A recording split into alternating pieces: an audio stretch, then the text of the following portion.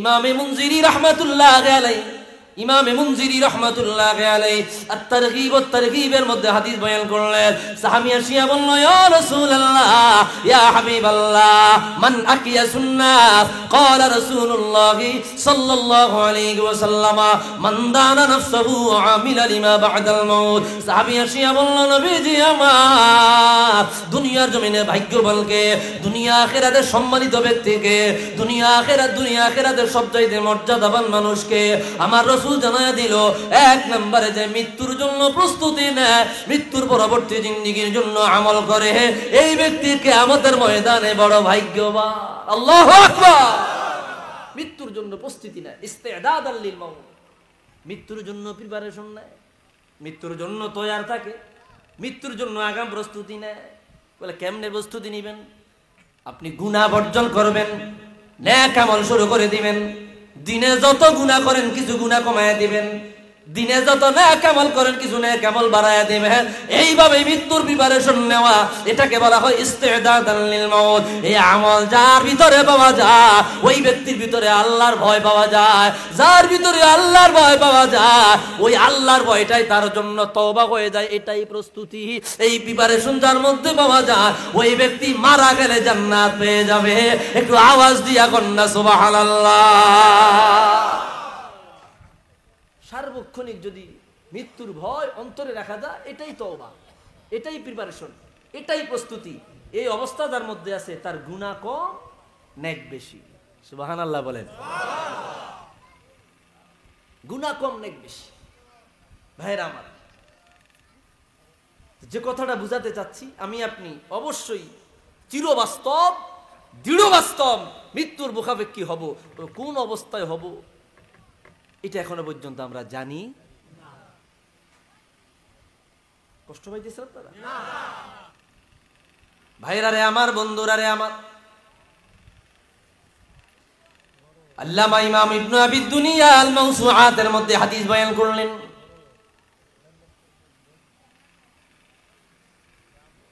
যখন সারা দুনিয়ার সমস্ত মানুষ মারা যাবে, আর একটা প্রাণীও পাওয়া যাবে না, একটা মাখলুকও পাওয়া যাবে না, আল্লাহ ডাক দিবে, না দা মুনাদিন, ডাক দিয়া বলবে, ও আজরাইল, হাল বাকিয়া আহাদুন ফিল আরদি ওয়া ফিস সামা।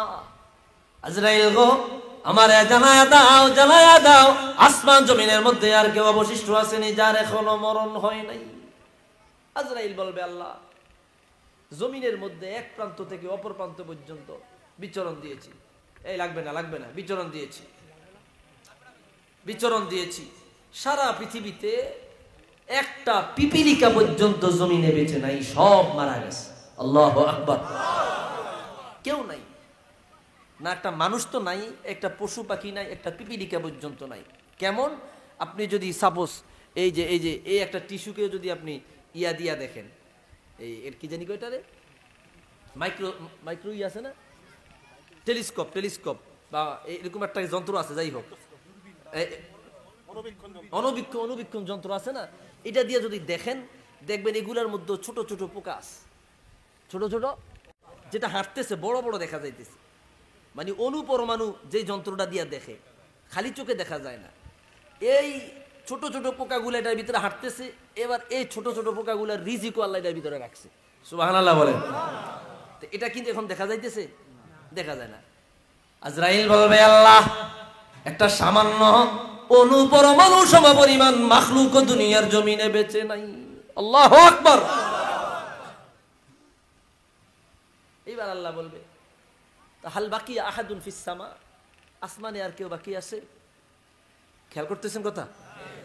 আজরাইল সালাম বলবে, আল্লাহ, আসমান জমিনে কেউ বাকি নাই, শুধু আসমানে আমি বাকি আছি, জিবরিল আছে, মিকাইল আছে, ইসরাফিল আছে, আজরাইল আছে।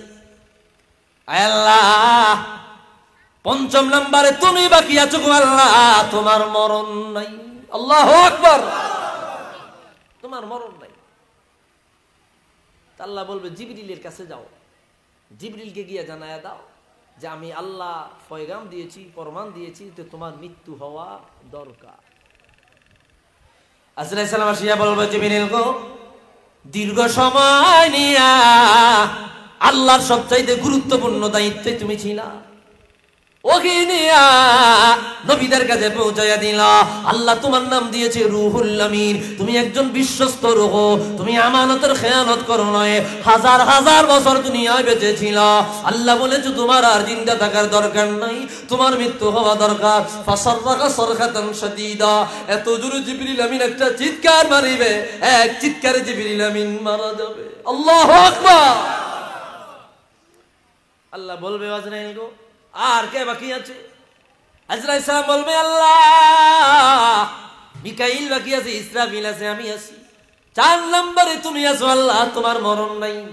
আল্লাহ বলবে মিকাইলের কাছে যাও, মিকাইলেরও মৃত্যু হওয়া দরকার, মিকাইলও মারা যাবে। ইসরাফিলের কাছে যাও, ইসরাফিলেরও মৃত্যু হওয়া দরকার, ইসরাফিলও মারা যাবে। এইবার আমার আল্লাহ বলবে আজরাইল এখন আর কে বাকি আছে? আজরাইল বলবে আল্লাহ আসমান জমিনে তুমি বাকি আছো, তোমার মরণ নাই। আল্লাহ বলবে ভালো করে তাকায়া দেখো না আর কে বাকি আছে। আজরাইল বলবে আল্লাহ তুমি বাকি আছো, তোমার মরণ নাই।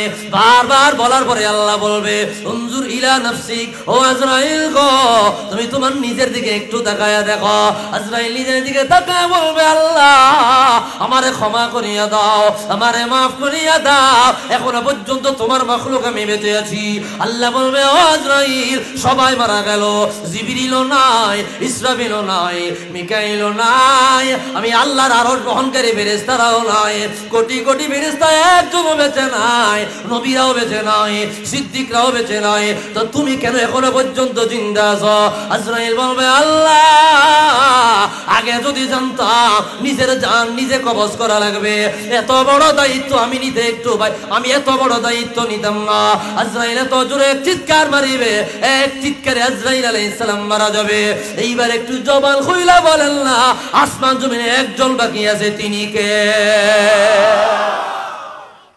আল্লাহ ছাড়া আর কেউ আছে? আছে আছে আছে নাই।